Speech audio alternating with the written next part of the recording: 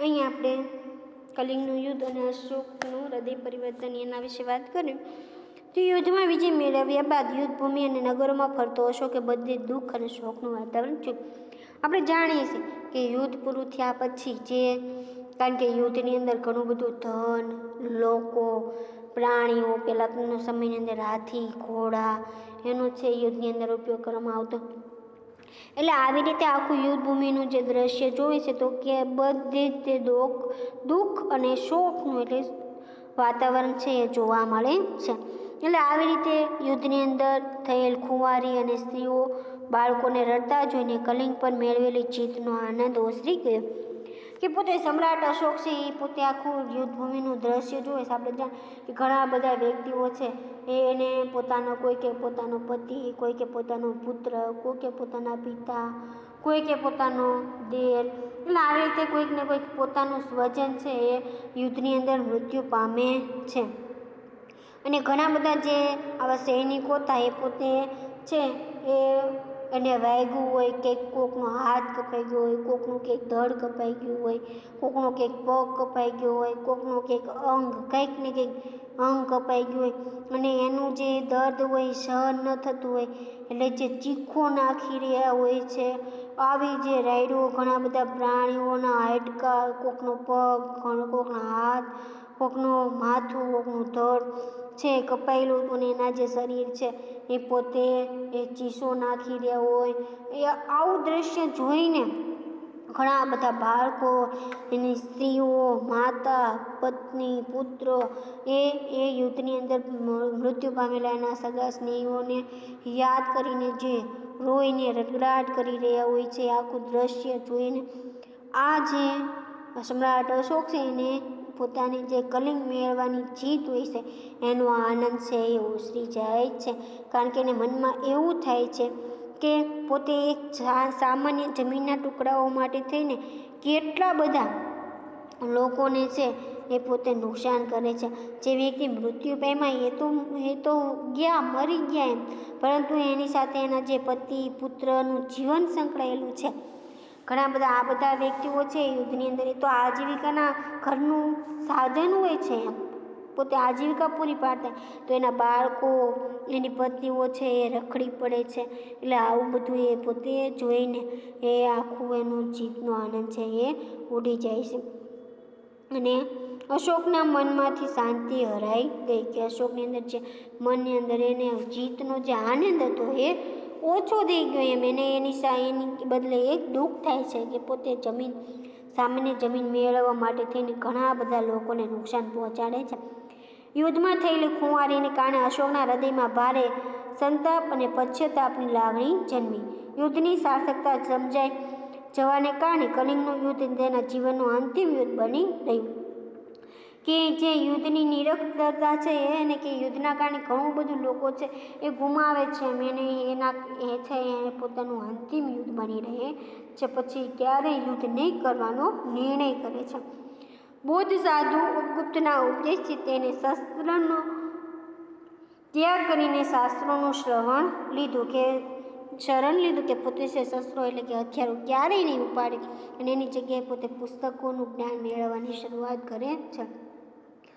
બૌદ્ધ ધર્મ અંગીકાર કરી સમ્રાટ અશોકે રાજદ્વારી પુરુષોમાંથી ધર્માનુરાગી અશોક બની ગયા. કે પોતાનું રાજ્ય સતત વધારવાના એવો મહત્વાકાંક્ષી રાજામાંથી એ પોતે એક ધર્મનો ઉપદેશક બની જાય છે. સમ્રાટ અશોક પહેલો એવો શાસક હતો જેને શિલાઓ દ્વારા પોતાનો સંદેશ પ્રજા સુધી પહોંચાડવાનો પ્રયત્ન કર્યો. જે જૂનાગઢની અંદર આવેલો સમ્રાટ અશોકનો જે આખો શિલાલેખ, એટલે કે પથ્થરોને કોતરીને લખવામાં આવેલો લેખ જેને આપણે શિલાલેખ કહીએ છીએ. તો સમ્રાટ અશોક છે એ જૂનાગઢની અંદર તળેટીના વિસ્તારોમાં જતાં જૂનાગઢની અંદર આવે છે એ અશોકનો શિલાલેખ જે આપણે અહીંયા એની જ વાત કરીએ છીએ. અશોકના મોટા ભાગના અભિલેખોમાંની ભાષા પ્રાકૃત અને લિપિ બ્રાહ્મી હોય છે.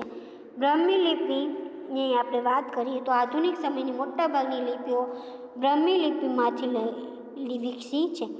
અહીં તમે અ અક્ષર શું જુદી જુદી લિપિઓમાં જોઈ શકો છો કે જો આપણને અ છે એ જુદી જુદી પ્રારંભિક બ્રહ્મી લિપિ છે એ, પછી દેવનાગરી લિપિ એટલે કે હિન્દી ભાષાની અંદર દેવનાગરી એ હિન્દી ભાષાની અંદર અ છે, બાંગ્લા નદી મલયામલ છે એની અંદર, તમિલ ભાષાની અંદર અહીં આપણને અ લખેલો છે. સમ્રાટ અશોકનું કલિંગનું યુદ્ધ વર્ણન કરતો અશોકનો શિલાલેખ. કલિંગના યુદ્ધનું વર્ણન કરતા અશોકે પોતાના કલિંગના શિલાલેખમાં લખ્યું છે કે કલિંગના જે શિલાલેખ છે એની અંદર એને લખ્યું છે કે રાજા બન્યાના 8 વર્ષ પછી મેં કલિંગ ઉપર વિજય મેળવ્યો. કે રાજા બન્યાના આપણે જોયું આગળ કે એના 8 વર્ષની અંદર એટલે કે 261માં એને છે એ પોતે આ રાજ્ય મેળવ્યું હતું. લગભગ 1.5 લાખ લોકો કેદ કરાયા, 1 લાખથી વધુ લોકો માર્યા ગયા. આનાથી મને અપાર દુઃખ થયું કે આ જે છે એના કારણે મને જે અપાર દુઃખ થયું, ઘણું બધું દુઃખ થયું. આવું દ્રશ્ય જોઈને કે ઘણા બધા વ્યક્તિઓને કેદ કરવા એટલે કે એને કંઈ માટે જેલમાં પૂરીને રાખવા. જે લોકો પોતાના સગા સંબંધીઓને મિત્રોને ખૂબ ચાહે છે તથા તેના દાસો અને મૃતકો પ્રત્યે દયાવાન હોય તે પણ યુદ્ધમાં મૃત્યુ પામ્યા. કે આવા જે એના પોતાના તથા પોતાના સ્નેહીજનોને ખોઈ બેસે છે, કે આવા જે સામાન્ય એના જે મિત્રો સગા સંબંધીઓ છે એ જેને ખૂબ ચાહે છે એવા વ્યક્તિઓને પણ એ આ યુદ્ધની અંદર ગુમાવે છે. એનું મને ખૂબ અપાર દુઃખ છે. તેનાથી મને પશ્ચાતાપ થઈ રહ્યો છે. હવે મેં ધર્મ પાલન કરવાનો અને અન્ય લોકોને તેનો ઉપદેશ આપવાનો એટલે કે ધર્મ પાલન કરવાનો અને અન્ય લોકોને એનો ઉપદેશ આપવાનો નિશ્ચય કર્યો. અને એ પોતે બૌદ્ધ ધર્મ અપનાવે છે. હું માનું છું કે ધર્મના માધ્યમથી લોકોના દિલ જીતવા એ જબરજસ્તીથી વિજય મેળવવા કરતાં વધારે સારું છે. કે પોતે સમ્રાટ અશોક એવું માને છે કે ધર્મના માધ્યમથી લોકોના દિલ જીતવા એ જબરજસ્તીથી વિજય મેળવે, કારણ કે સામેવાળા વ્યક્તિઓ પાસેથી પરાણે આપણે વિજય મેળવવાનું યુદ્ધ કરીને એની કરતાં સારું છે. હું આ અભિલેખ ભવિષ્ય માટે એક સંદેશરૂપ કોતરાવી રહ્યો છું કે મારા પછી મારા પુત્રને પૌત્ર પણ યુદ્ધ ન કરે અને ધર્મનો ફેલાવો કેવી રીતે કરી શકાય તે અંગે તેમને વિચારવું છે કે યુદ્ધ ન કરવું જોઈએ અને પોતે ધર્મના પ્રચારક કે ધર્મનો પ્રચાર કેવી રીતે કરી શકાય એને વિચારવું જોઈએ. કલિંગનું યુદ્ધ પછી સમ્રાટ અશોકના વિચારોમાં શું પરિવર્તન આવ્યું હતું આપણે વિચારીએ કે એના વિચારોમાં જે એક પોતે મહાન સમ્રાટ અશોક હતો, પોતે સતત મહત્વાકાંક્ષી હતો, પોતાના રાજ્યનો સતત વિસ્તાર કરવા માગતો હતો, એ હવે પોતે છે એ એક ધર્મ પ્રચારક બની ગયો હતો. એ ધર્મની અંદર ગુજરાતના જૂનાગઢમાં ગિરનાર પર્વત તરફ દામોદર કુંડ જતા અશોકનો શિલાલેખ મળી આવેલ છે, જે પ્રાકૃતિક ભાષામાં લખાયેલ છે.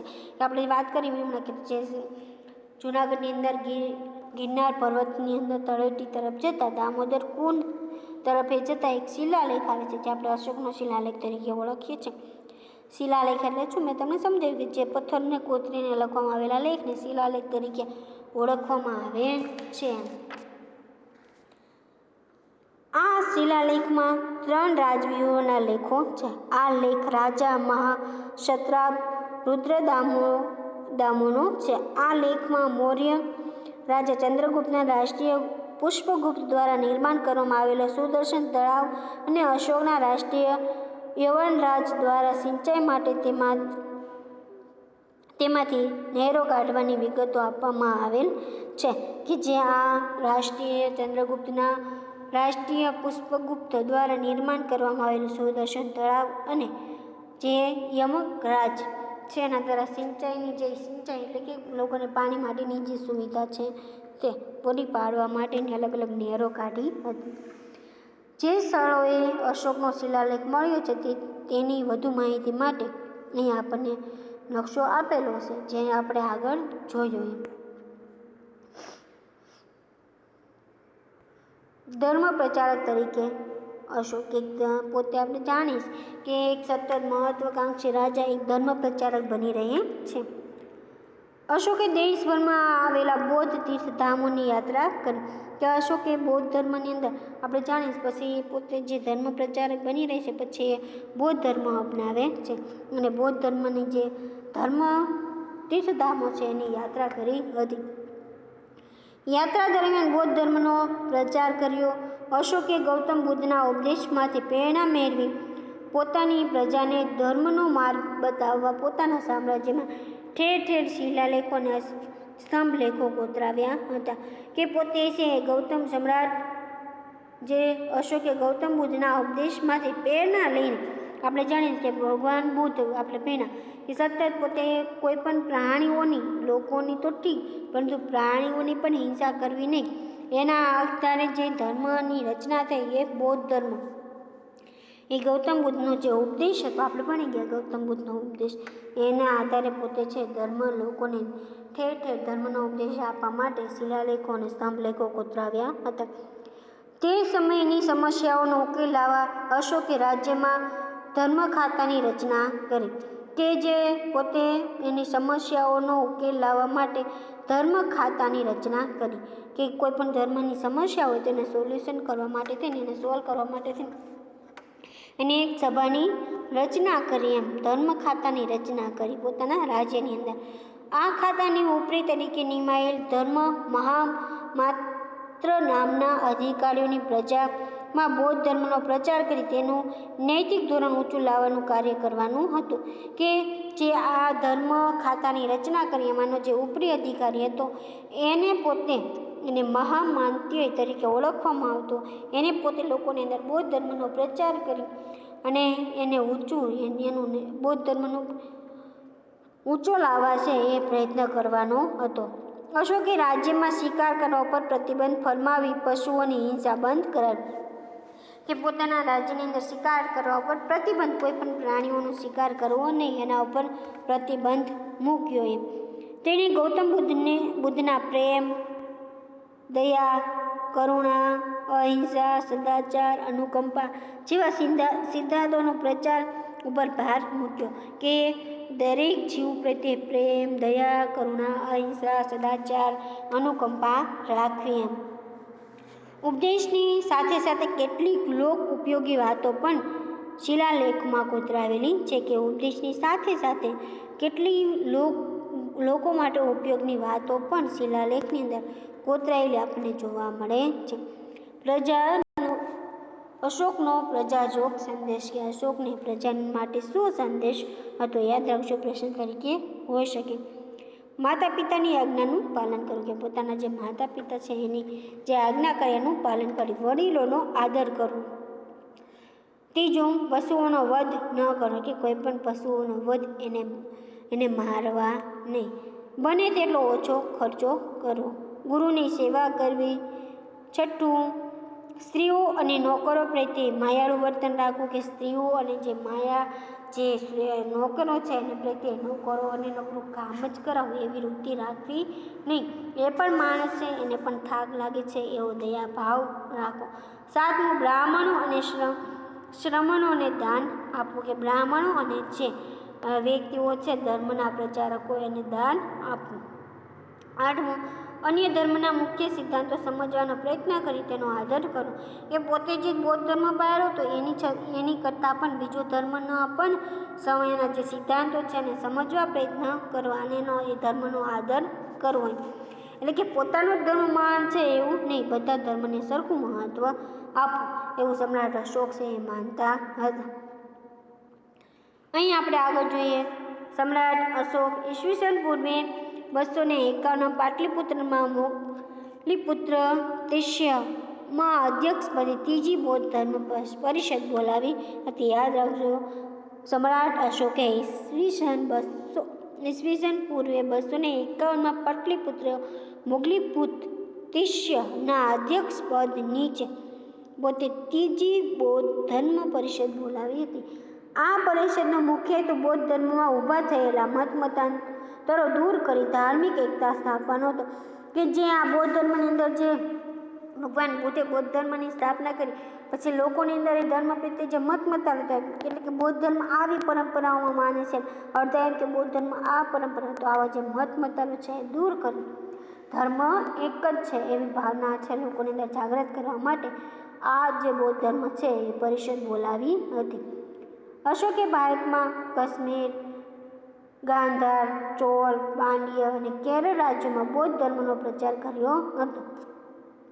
એ સમ્રાટ અશોકે ભારતની અંદર કાશ્મીર, ગાંધાર, ચોલ, પાંડ્ય અને કેરળ રાજ્યોની અંદર બૌદ્ધ ધર્મનો પ્રચાર કર્યો. તો સમ્રાટ અશોકે બ્રહ્મદેશ એટલે કે મ્યાનમાર, સિલોન એટલે કે શ્રીલંકા, સિરિયા, ઇજિપ્ત, મેસેડોનિયા વગેરે દેશોમાં ધર્મ પ્રચારક માટે ધર્મ પ્રચાર મંડળો મોકલ્યા હતા. એટલે કે આ બધા દેશોની અંદર બૌદ્ધ ધર્મના પ્રચાર માટે થઈને એને પોતાના જે ધર્મ પ્રચારક મંડળ છે એને ત્યાં મોકલ્યું હતું આ દેશોની અંદર. અશોકે પુત્ર મહેન્દ્ર અને પુત્રી સંઘમિત્રાને બૌદ્ધ ધર્મના પ્રચાર માટે સિલોન મોકલ્યા હતા, કે પોતાના પુત્ર અને પુત્રીને પણ બૌદ્ધ ધર્મના પ્રચાર માટે થઈને અને સિલોન એટલે કે શ્રીલંકા મોકલ્યા હતા. આમ એટલે સિલોન એટલે એ સમયમાં શ્રીલંકાને સિલોન તરીકે ઓળખવામાં આવતું હતું. આમ અશોકે પોતાના શાસન દરમિયાન બૌદ્ધ ધર્મનો રાજ્યાશ્રય આપ્યો હતો, કે બૌદ્ધ ધર્મને છે રાજ્યાશ્રય એટલે કે પોતાના રાજ્યની અંદર બૌદ્ધ ધર્મના જે સાધુ સંતો હોય એને રાજ્યાશ્રય આપ્યો હતો. સમ્રાટ અશોકે ધર્મ પ્રચાર ઉપરાંત પ્રજા કલ્યાણના કાર્યો પણ કર્યા હતા, કે સમ્રાટ અશોક છે એને પોતે એ પ્રજા કલ્યાણના કાર્યો પણ એ સમયે કરેલા આપણને જોવા મળે છે, કે પોતાના રાજ્યની અંદર એને પોતે એ પોતાના પ્રજા કલ્યાણના પણ એટલે કાર્યો કરેલા જોવા મળે છે. અશોકે માનવ અને પશુઓની સાર સંભાળની વ્યવસ્થા કરી હતી, કૂવા ખોદાવ્યા હતા, વૃક્ષો રોપાવ્યા હતા, રસ્તા બનાવ્યા હતા અને વિશ્રામ ગૃહોનું નિર્માણ કરાવ્યું હતું. એટલે કે એ સમયે લોકો છે એક જગ્યાએથી બીજી જગ્યાએ હાલીને જતા હતા, એટલે એના વિશ્રામ કરવા માટેના ગૃહોનું નિર્માણ પણ કરાવેલું હતું. અશોકના ગુણો અને તેના કાર્યોને લીધે તે ઇતિહાસમાં મહાન રાજવી તરીકે સ્થાન ધરાવે છે, કે આ એના જે કાર્યોના લીધે ઇતિહાસની અંદર આપણે એને અત્યારે યાદ કરીએ છીએ એ તેની મોટામાં મોટી જીવનની સિદ્ધિઓ કહી શકાય. ઈસવીસન પૂર્વે 232માં સમ્રાટ અશોકનું અવસાન થયું. તેને 36 વર્ષ શાસન કર્યું. એ પોતે 36 વર્ષ સુધી એ આ પાટલીપુત્રની ગાદી ઉપર રહીને શાસન કરે છે. એટલે પોતાનો શાસનકાળ 36 વર્ષ સુધી રહ્યો હતો. મૌર્ય વહીવટી તંત્ર આગળ આપણે જોઈશું.